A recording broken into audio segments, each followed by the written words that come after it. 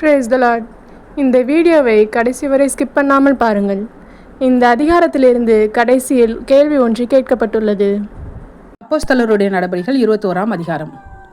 நாங்கள் அவர்களை விட்டு பிரிந்து துறை பெயர்ந்த பின்பு நேராயோடி கோஸ் தீவையும் மறுநாளில் ரோது தீவையும் சேர்ந்து அவ்விடம் விட்டு பத்தாரா பட்டணத்துக்கு வந்து அங்கே பெனிக்கே தேசத்திற்கு போகிற ஒரு கப்பலை கண்டு அதிலே ஏறி போனோம். சீப்புரு தீவை கண்டு அதை இடதுபுறமாக விட்டு சீரியா நாட்டிற்கு ஓடி தீரு பட்டணத்துறையில் இறங்கினோம். அங்கே கப்பலின் சரக்குகளை இறக்க வேண்டியதாய் இருந்தது. அவ்விடத்தில் உள்ள சீஷரை கண்டுபிடித்து அங்கே 7 நாள் தங்கினோம்.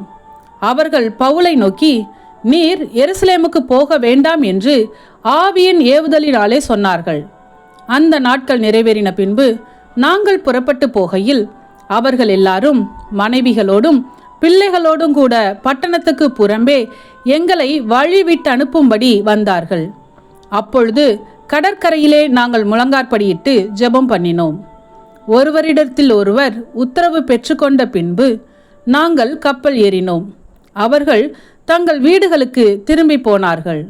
நாங்கள் கப்பல் யாத்திரையை முடித்து தீரு பட்டணத்தை விட்டு பித்தலோமாய் பட்டணத்துக்கு வந்து சகோதரரை வினவி அவர்களிடத்தில் 1 நாள் தங்கினோம். மறுநாளிலே பவுலை சேர்ந்தவர்களாகிய நாங்கள் புறப்பட்டு செசரியா பட்டணத்துக்கு வந்து 7 பேரில் ஒருவனாகிய பிலிப் என்னும் சுவிசேஷகனுடைய வீட்டிலே பிரவேசித்து அவனிடத்தில் தங்கினோம்.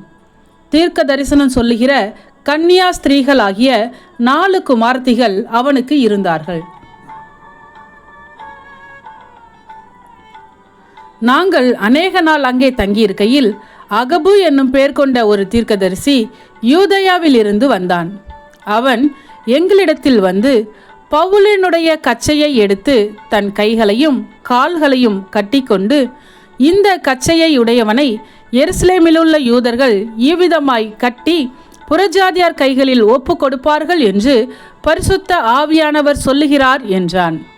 இவைகளை நாங்கள் கேட்டபொழுது எருசலேமுக்கு போக வேண்டாம் என்று நாங்களும் அவ்விடத்தாரும் அவனை வேண்டிக் கொண்டோம்.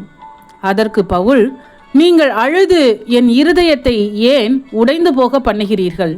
எருசலேமில் நான் கர்த்தராகிய இயேசுவின் நாமத்திற்காக கட்டப்படுவதற்கு மாத்திரமல்ல, மரிப்பதற்கும் ஆயத்தமாயிருக்கிறேன் என்றான்.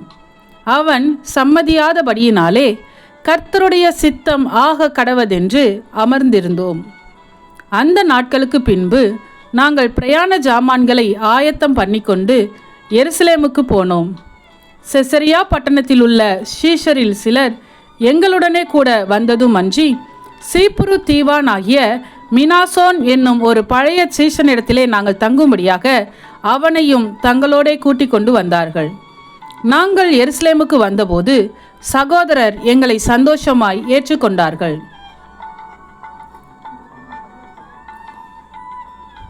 மறுநாளிலே பவுல் எங்களை கூட்டிக் கொண்டு யாக்கோபினிடத்திற்கு போனான். மூப்பர் எல்லாரும் அங்கே கூடி வந்தார்கள்.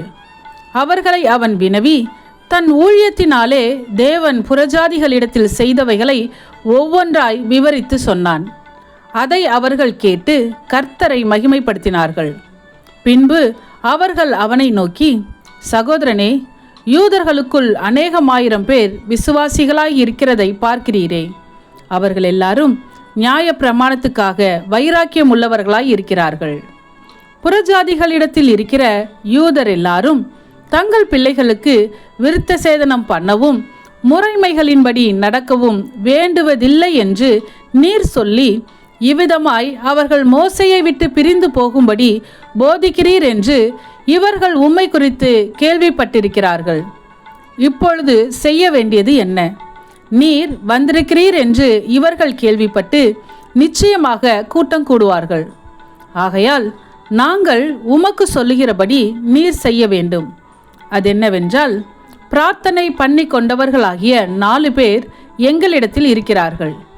அவர்களை நீர் சேர்த்து கொண்டு அவர்களுடனே கூட சுத்திகரிப்பு செய்து கொண்டு அவர்கள் தலை சவரம் பண்ணி கொள்வதற்கு செல்லுமானதை செலவு செய்யும்.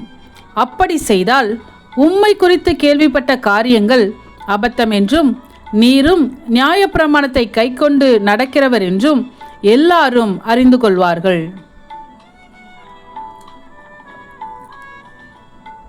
விசுவாசிகளான புறஜாதியார் இப்படிப்பட்டவைகளை கைக்கொள்ளாமல் விக்கிரகங்களுக்கு படைத்ததற்கும் இரத்தத்திற்கும் நெருக்குண்டு செத்ததற்கும் வேசித்தனத்திற்கும் விலகியிருக்க வேண்டும் என்று நாங்கள் தீர்மானம் பண்ணி அவர்களுக்கு எழுதி அனுப்பினோமே என்றார்கள்.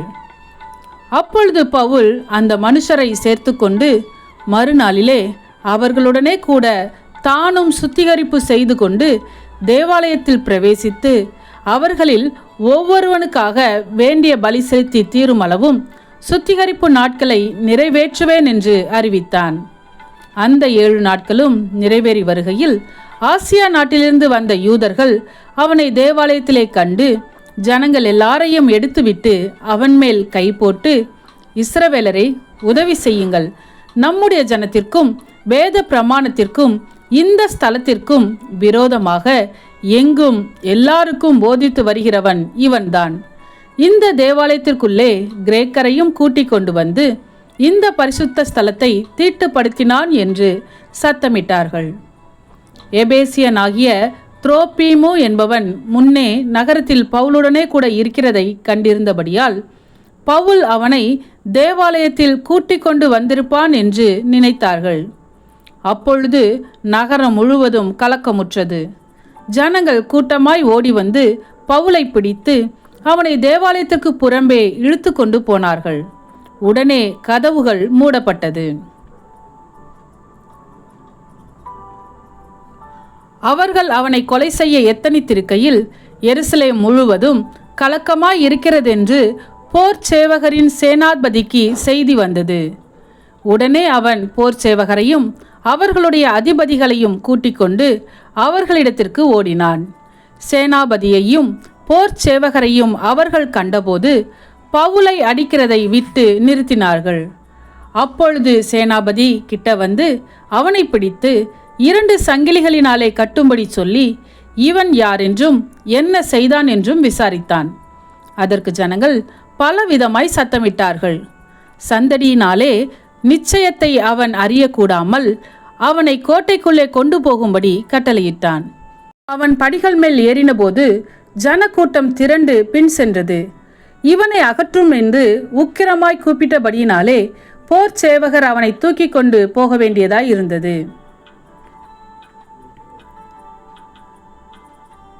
அவர்கள் பவுலை கோட்டைக்குள்ளே கொண்டு போகிற சமயத்தில் அவன் சேனாபதியை நோக்கி, நான் உம்முடனே ஒரு வார்த்தை பேசலாமா என்றான்.